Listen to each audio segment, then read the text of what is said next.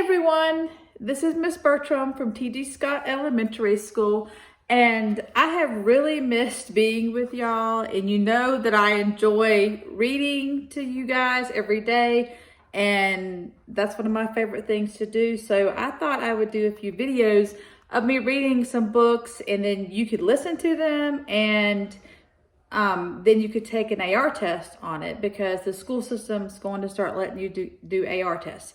So this is the first time I've made these kind of videos, so y'all just bear with me, but hopefully that you will enjoy seeing me and you'll enjoy hearing me read. So today I'm going to read, this is called Dolphins at Daybreak, and it's by Mary Pope Osborne. And I have to give a disclaimer when I read this, for legal reasons. It is my intention to read this book for the enjoyment of my students and for taking an AR test. I am not trying to make any money off of reading this book. All right, so I gotta have my glasses on so I can see. Y'all know that. All right, so this one is called Dolphins at Daybreak, and I'll show you the pictures when I get to them.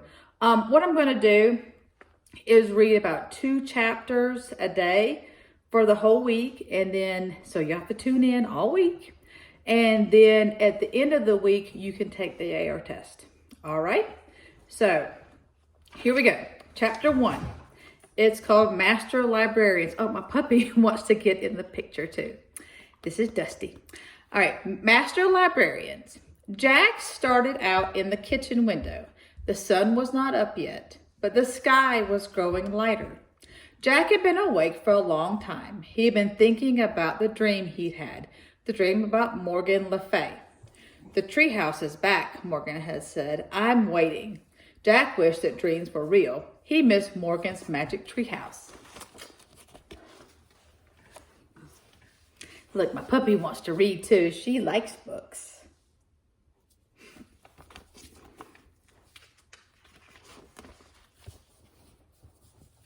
Jack, his little sister Annie, appeared in the doorway.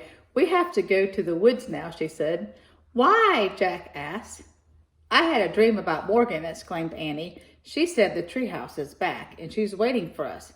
"That was my dream," said Jack. "Oh, wow," said Annie. "She told you to? So it must be important."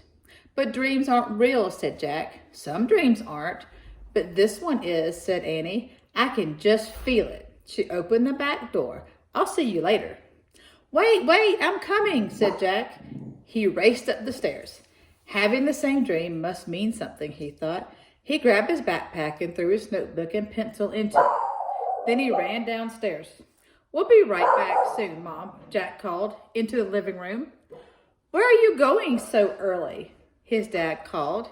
"Just for a quick walk," said Jack. "It rained last night," called his mom. "Don't get your shoes wet." "We won't." Jack slipped out the door. Annie was waiting for him. "Let's go," she said. The sky was a pale gray. The air felt freshly washed. Jack and Annie ran up their quiet street to the Frog Creek woods. They headed between the trees. Soon they came to the tallest oak in the woods. There was a wooden house high in the treetop. "It is back," whispered Jack. Someone looked out the window of the treehouse. A lovely old woman with a long white hair, Morgan Le Fay. "Come up," called the magical librarian.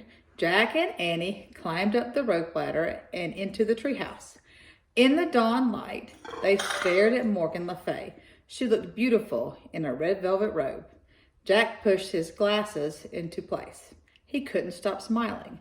"We both had dreams about you," said Annie. "I know," said Morgan. "You do?" "Yes, I sent them to you," said Morgan, "because I need your help." "What kind of help?" said Jack. "Merlin the magician has been up to his tricks again," said Morgan, "so I haven't had any time to collect books for Camelot's library." "Can we collect them for you?" asked Annie. "Yes, but in order to gather books through time, you must be master librarian," said Morgan. "Oh, well," Annie said sadly. "But you can become master librarian," said Morgan, "if you pass the test." "Really?" said Annie. "What kind of test?" Jack asked. You must show that you know how to do research, said Morgan, and show that you can find answers to hard questions. How, said Annie. By solving 4 riddles, said Morgan. She reached into the folds of her robe and pulled out a rolled up paper. The first riddle is written on this ancient scroll, she said. This book will help you find the answers. She held out a book. On the cover were the words, Ocean Guide. See, there's your pictures.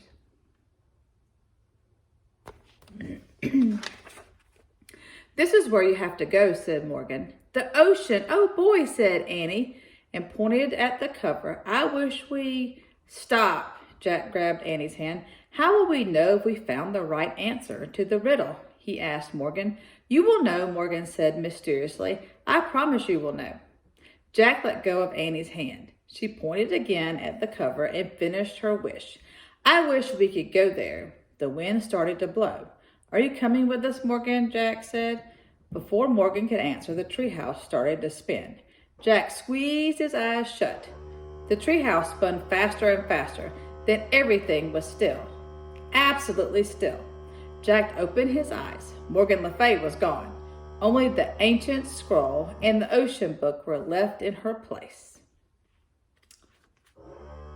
All right, so now I'm going to read chapter 2. And so here's our picture. A breeze blew through the windows. Seagulls cried. Waves lapped the shore. Annie picked up the riddle scroll. She unrolled it. Together she and Jack read the riddle. Rough and gray as rock. I'm plain as plain can be. But hidden deep inside, there's great beauty in me. What am I? Let's go find the answer, said Annie. She and Jack looked out the window. The treehouse wasn't in a tree. It was on the ground. Why is the ground pink, said Jack.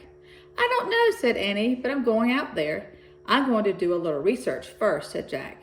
Annie climbed out of the treehouse. Jack picked up the ocean book and flipped through it. He found a picture of a pink island surrounded by water. He read, This is a coral reef. Corals are tiny sea animals. After they die, their skeletons remain. Over time, the reef builds up from stacks of coral skeletons. Oh man, tiny skeletons, said Jack. He pulled out his notebook and wrote millions of coral skeletons. Jack, come look at this, cried Annie. What is it? I don't know, but you'll love it, she said. Jack threw his notebook and the ocean book into his pack. He climbed out the window. Is it the answer to the riddle, he called. I don't think so. It doesn't look very plain, said Annie. She was standing at the edge of the water. Beside her was a strange-looking machine. Jack hurried over the bumpy coral to get a better look. The machine was half on the reef and half in the clear blue water. It looked like a huge white bubble with a big window. It is a special kind of boat. Is it a special kind of boat? Asked Annie. Jack found a picture of the machine in the ocean book. He read, Scientists who study the ocean are called oceanographers. Sometimes they travel in small diving vessels called submersibles or mini-subs to study the ocean floor. It's a mini-sub, said Jack. He pulled out his notebook. Let's get inside it, said Annie. No, said Jack. Actually, he did want to see what the sub looked like inside, but he shook his head. We can't. It's not ours. Just a tiny peek, said Annie. It might help us to figure out the riddle. Jack sighed. Okay, but we have to be careful. Don't touch anything, he said. Don't worry, said Annie, and take off your shoes so they won't get wet, said Jack. He and Annie slipped off their shoes and socks and threw them toward the treehouse. Then they stepped carefully over the sharp coral. Annie turned and the handle on the hatch of the mini-sub. It opened. She and Jack climbed inside. The hatch slammed shut. The mini-sub was tiny. 2 seats faced the big window. In front of the seats was a computer built into the control panel. Annie sat down. Jack opened the ocean book and read more on the mini-sub page. Mini-subs have strong hulls to keep air in and protect those aboard from water pressure. Computers are used to guide the mini-sub through the ocean. Oops, said Annie. What's wrong? Jack looked up. Annie was waving her hands in front of the computer. Now the screen showed a map. What's going on? Said Jack. I just pressed a few keys, said Annie. What? I said not touch anything, said Jack. An air blower came on. The mini sub jerked backwards. Get out, said Jack. All right, there's your picture.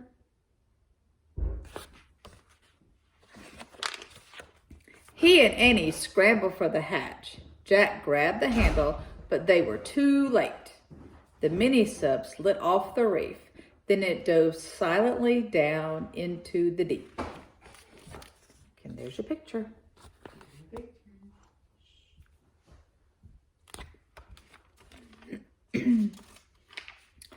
And that was the end of chapter 2. So my plan is to make at least one video a day, and I will post it, and I'm going to let your parents know where to go to find it. I'm going to post it on YouTube, probably in the classroom with a link, and so then everybody will be able to look at the videos and then take an IR test. I do miss y'all. I hope you enjoy reading with me, and I hope we can do it every day. Bye-bye.